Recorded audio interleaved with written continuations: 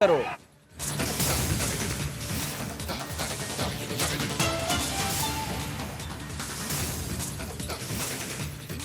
ಸಚಿವ ಚಲುವರಾಯಸ್ವಾಮಿ ಕಾರ್ಗೆ ರೈತರು ಮುತ್ತಿಗೆ ಹಾಕಿದ್ದಾರೆ. ಇವತ್ತು ಬೆಳಗಿನಿಂದಲೂ ರಾಜ್ಯ ರಾಜಧಾನಿ ಬೆಂಗಳೂರಿನಲ್ಲೂ ಕೂಡ ರೈತರು ಪ್ರತಿಭಟನೆಯ ಕಹಳೆ ಮೊಳಗಿಸಿದ್ದಾರೆ. ಫ್ರೀಡಂ ಪಾರ್ಕ್ನಲ್ಲಿ ರಾಜ್ಯ ರೈತ ಸಂಘಟನೆಗಳ ಒಕ್ಕೂಟ ಧರಣಿ ಮಾಡ್ತಾ ಇದೆ. ಸಾವಿರಾರು ರೈತರು ಬೇರೆ ಬೇರೆ ಊರುಗಳಿಂದ ಬೆಂಗಳೂರಿಗೆ ಆಗಮಿಸಿದ್ದಾರೆ. ಪ್ರತಿಭಟನಾ ಸ್ಥಳಕ್ಕೆ ಕೃಷಿ ಸಚಿವ ಚಲುವರಾಯಸ್ವಾಮಿ ಬಂದು ರೈತರ ಮನವಿಯನ್ನ ಸ್ವೀಕರಿಸಿ ಮಾತನಾಡಿದ್ದಾರೆ. ಅದೇ ಸಂದರ್ಭದಲ್ಲಿ ಅವರ ಕಾರಿಗೆ ರೈತರು ಮುತ್ತಿಗೆ ಹಾಕಿದ್ದಾರೆ.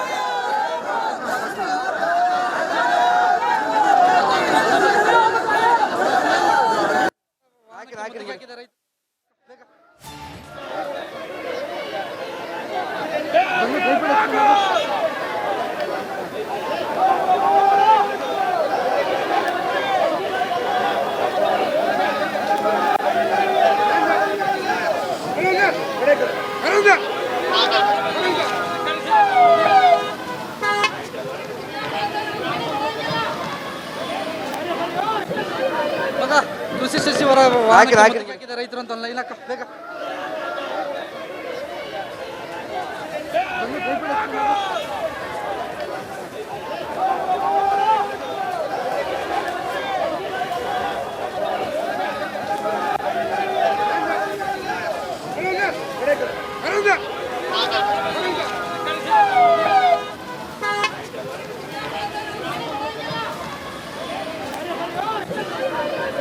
ಕೃಷಿ ಸಚಿವರ ರೈತರು ಅಂತ ಬೇಗ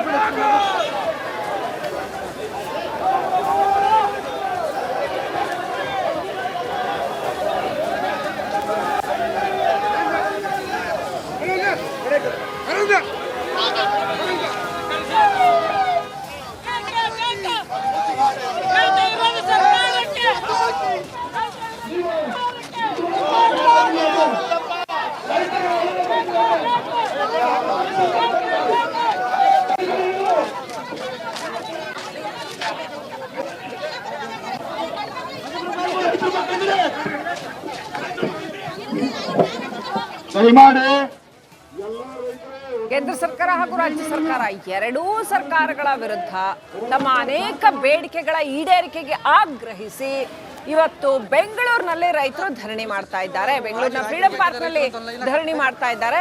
ಆ ಒಂದು ಧರಣಿಗೆ ಕೃಷಿ ಸಚಿವ ಚಲುವರಾಯಸ್ವಾಮಿ ಬಂದಿದ್ದಾರೆ. ರೈತರ ಕಷ್ಟ ಬೆಲೆ ಕೊಟ್ಟರು ಅವರು ನಮ್ಗೇನ್ ಮರ್ಯಾದಿಲ್ಲ.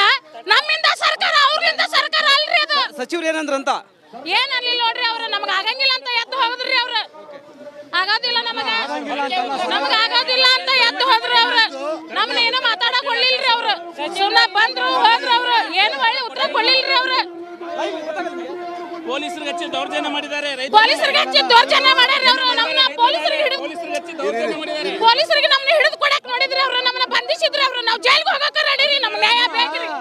ನಮ್ಮ ಅಹವಾಲನ್ನ ಸ್ವೀಕರಿಸ ಮಾಡಕ್ ಬಂದಿಲ್ಲ. ಇಲ್ಲಿ ರೈತರ ಕಷ್ಟಗಳನ್ನ ಸ್ವೀಕರಿಸ ಮಾಡಕ್ ಬಂದಿಲ್ಲ. ಇವರು ಬರೀ ಡ್ರಾಮಾಗಳು ಮಾಡೋದಕ್ಕೋಸ್ಕರ ಬಂದಿದ್ದಾರೆ ಇಲ್ಲಿಗೆ. ಇವತ್ತು ನಾಟಕ ಮಾಡ್ತಿದ್ದಾರೆ. ಇವತ್ತು ಅನೇಕ ಸಮಸ್ಯೆಗಳಿದಾವೆ.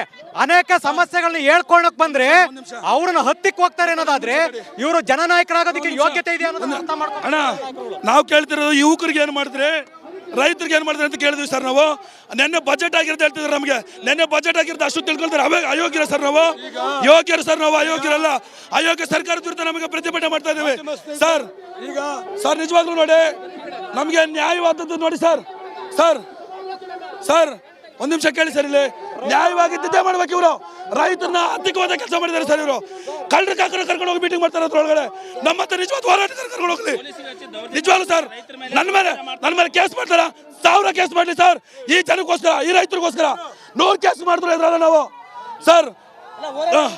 ಸರ್ ಇವಾಗ ಮುದ್ದೆ ಹಾಕ್ತೀವಿ ಸರ್. ಅದು ಯಾರು ಬರ್ತಾರ ಬರ್ಲಿ, ನಾವು ಅರೆಸ್ಟ್ ಅಲ್ಲ. ನಮ್ಮ ಜೈಲಿಗೆ ಹಾಕ್ಲಿ ಇವರು. ನಾವು ಯಾವುದೇ ಕಾರಣಕ್ಕೂ ಈ ಕರ್ನಾಟಕದ ಜನ, ಈ ಮಣ್ಣಿನ ಜನ ಬೇರೆ ಬೇರೆ ದೇಶದ ಬಂದು ವಾಸ ಮಾಡ್ತಾರೆ. ನಮ್ಮ ದೇಶದಲ್ಲಿ ನಮಗೆ, ನಮ್ಮ ಕರ್ನಾಟಕ ರಾಜ್ಯದಲ್ಲಿ ನಾವು ಕಟ್ಟುವಂಥ ಟ್ಯಾಕ್ಸ್ ವಾಪಸ್ ಕೊಡೋಕ್ಕೆ ಏನು ಸರ್ ಇವ್ರಿಗೆ ಬೇನೆ ಸರ್? ಕ್ಯಾಬಿನೆಟ್ ಬಂದಿದೆ, ನಮಗೆ ಸರ್ಕಾರ ಬರಬೇಕಿಲ್ಲ. ಸರ್ಕಾರ ಅಂದರೆ ಸಿದ್ದರಾಮಯ್ಯ ಬರಬೇಕು. ಅವರೇ ಬಂದು ಅಮಲು ಸ್ವೀಕರಿಸಬೇಕಾಗಿತ್ತು. ಯಾವುದೇ ಕಾರಣಕ್ಕೆ ಮುಂದುವರಿತೀವಿ ಸರ್. ನಿನ್ನೆ ಇವ್ರೇನು ಬಡ್ಜೆಟ್ ಮಾಡ್ತಿರಲ್ಲ, ಈ ಬಡ್ಜೆಟ್ ಮಾಡಕ್ಕೆ ಎಲೆಕ್ಷನ್ ಮಾಡಕ್ಕೆ ಬಡ್ಜೆಟ್ ಮಾಡಿದ್ರು, ರೈತರ ಅನುಕೂಲಕ್ಕೆ ಏನು ಮಾಡಿಲ್ಲ ಇವರು. ಇವರೆಲ್ಲ ಡೋಕಾ ಎಮ್ಮೆ ಚರ್ಮದ ಮಂತ್ರಿಗಳು, ಇವರೆಲ್ಲ ಕಳ್ರೆ.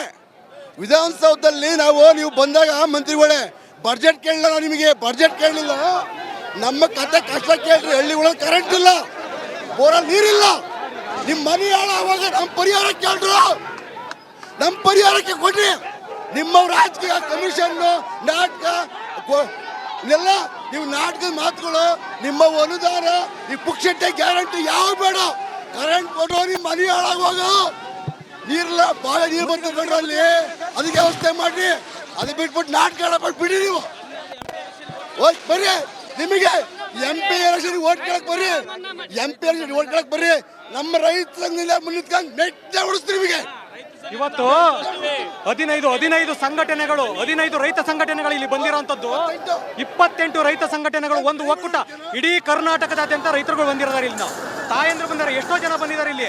ಆದ್ರೆ ಇವತ್ತು ಇಲ್ಲಿ ಬಂದಂತ ಜನನಾಯಕರುಗಳು ಒಂದು ಕಷ್ಟಗಳನ್ನ ಹೇಳ್ಕೊಳಕ್ ಬಂದ್ರೆ ಅದಕ್ಕೆ ಸ್ಪಂದಿಸ್ತಾ ಇಲ್ಲ ಅಂತ ಹೇಳಿದ್ರೆ ನಾವಿನ್ನೆಂತ ಭ್ರಷ್ಟ ಆಡಳಿತ ವ್ಯವಸ್ಥೆ.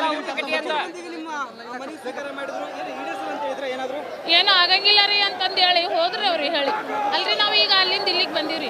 ಇವ್ರು ಈ ತರ ಎಲ್ಲ ಮಾಡ್ಕೊಂಡು ಹೋದ್ರೆ ಇವ್ರು ಯಾರಿಗೆ ಮರ್ಯಾದೆ ಕೊಟ್ಟಿರ್ರಿ? ಹಾಂ ರೀ, ನಾವು ಅಲ್ಲಿಂದ ಇಲ್ಲಿಗೆ ಬಂದೀವಿ. ಸುಮ್ಮನೆ ನಾವೇನು ತಿಂದು ಹೋಗಕ್ಕೆ ಬಂದೇವೇನ್ರಿ? ನಾವು ನಿನ್ನೆ ಸಾಯಂಕಾಲದಿಂದ ನಾವು ಬಿಟ್ಟಿವ್ರಿ. ನಮ್ಮ ಪರಿಸ್ಥಿತಿ ಏನ್ರಿ? ಮನ್ಯಾಗ ದನ ಕರ ಕುರಿ ಮರಿ ಎಲ್ಲರನ್ನು ಬಿಟ್ಕೊಟ್ಟು ಬಂದೀವ್ರಿ ನಾವು. ನಮಗೆ ಏನು ಮರ್ಯಾದೆ ಕೊಟ್ಟಿರ್ರಿ ಅವ್ರು? ಇವರು ಸುಳ್ಳು ಮಾತಾಡೋದಕ್ಕೆ ಬೆಲೆ ಐತೇನ್ರಿ? ಹಾಂ, ಬಂದು ಕೇಳಿದ್ರೆ ಹಂಗಾದ್ರೆ ಹೋರಾಟ ಮಾಡಕ್ಕೆ ಬಂದಿರಿ ನೀವು ಏನಂತಂದು ಕಷ್ಟ ಸುಖ ಕೇಳಿದ್ರು ಅವ್ರು.